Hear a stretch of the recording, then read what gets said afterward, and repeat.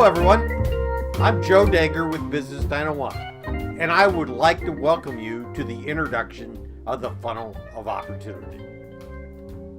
You are who your customers are. If we start with our core customers and core value proposition, things begin to change.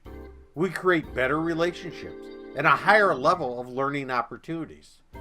Thus, we can communicate more effectively across more channels and or people within our customers. And we develop more business development opportunities, and we can connect with influencers. But first, you must be willing to dig deep to understand customers. Second, it becomes all about engagement. And third, building effective feedback loops. These loops become our method of learning. And we use this learning to provide more value to our customers and participate with them at the relevant edges of the use of our products and services. The funnel of opportunity is created from the edges of these learnings. We learn how and whom to engage within other organizations. We build upon the known towards the unknown, always reaching out, pushing the edges, looking for adjacency in our markets. It's not about creating a downstream or upstream flow in some funnel. It is about being relevant in our customer's market. However, most people spend too little time in understanding their markets. Few have the discipline to develop the feedback loops. They try to do it intuitively, which prevents scaling. Many people disregard my user research approach. People believe they know their customer base well enough, and they might. However, I found that is seldom the case. I have taken over subscription services that were not emailing their customers. I have worked with clients that have emailed databases of 40,000 that were not even segmented. The lack of customer definition, customer knowledge, is the main hindrance in establishing relevant content. As Nina Simon said in The Art of Relevance, which I paraphrase, relevance opens the door to experiences that matter, surprise, and bring value to prospects and customers. Starting that conversation, even on a website, is determined by how relevant you are to that person. Relevance is the key to that door. Without it, you can't experience the value that you offer. With it, your customer will enter. The power of relevance is not how connected you are to what they already know. The power is in the experiences that you offer and how wonderful it feels to click and get what you do not know. The funnel of opportunity is created in 12 steps. Step 1, identify target customers, key accounts, interviewing to develop an outside-in perspective. Step 2 is define the desired outcomes, that job to be done type thinking. Step 3, name our product service offerings and the value that each of them provide the customer. Step 4, state our value proposition. Step 5, what were the sales and marketing activities that were used in each stage? We think down to the individual, the organizations, and the 3 stages of explore, engage, empower.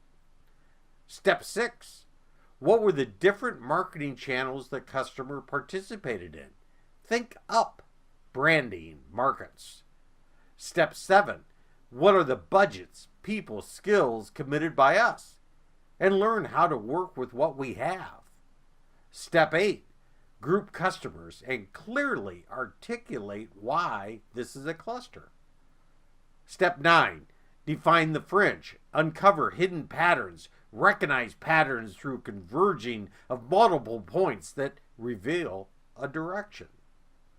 Step 10, clearly articulate the co-creation of a shared vision with key accounts. Step 11, listening and learning through continuous evaluation and monitoring practices. Step 12.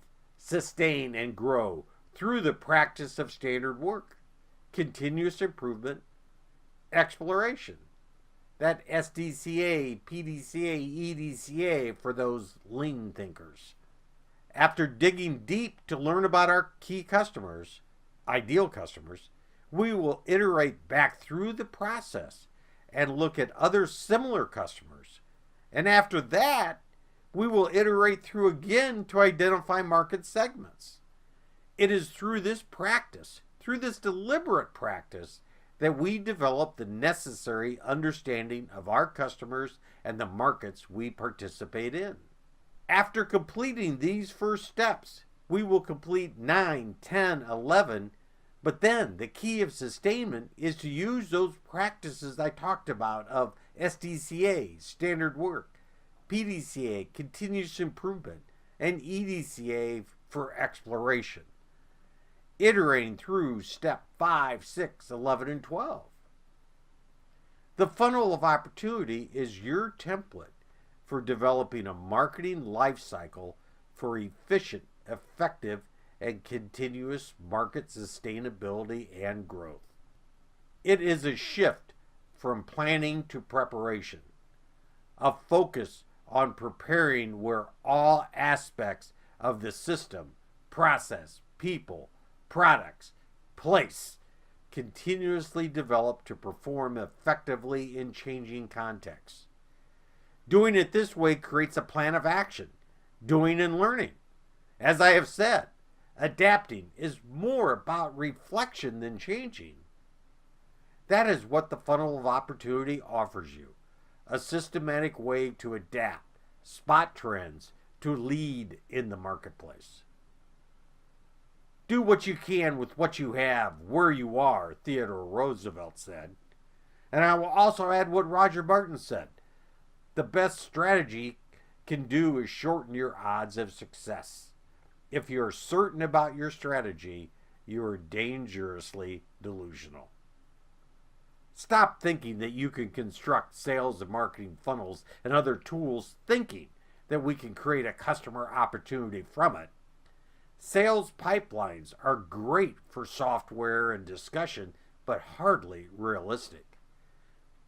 The original sales funnel, and still the one in general use today, was developed by Elias St. Elmo Lewis in 1898.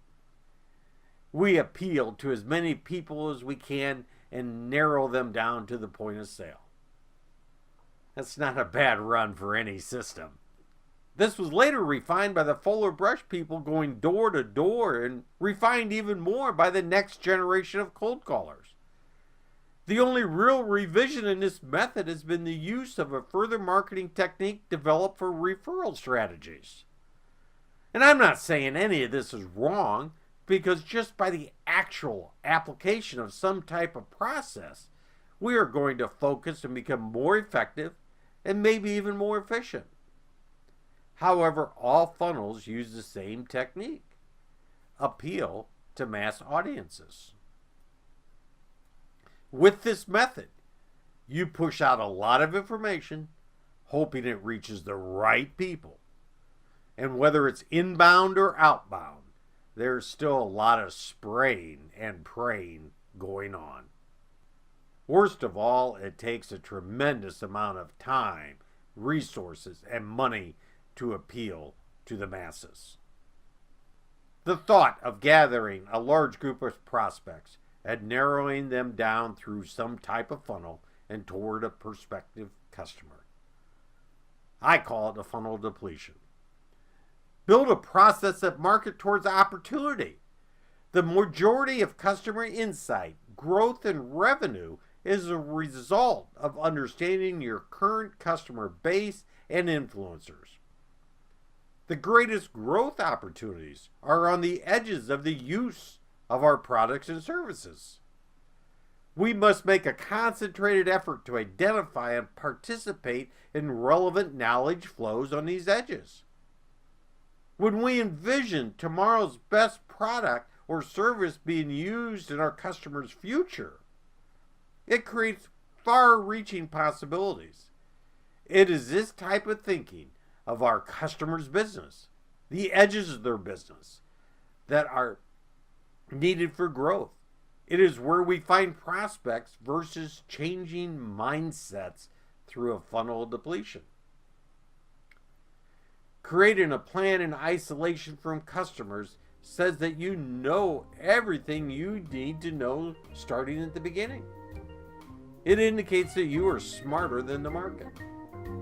I believe that marketing must evolve through the actions and tactics we try. It's not about the tools you use, it's about the conversations you create. Visit the Lean Marketing Lab at business901.com to learn more about the funnel opportunity and receive some great benefits. Thank you.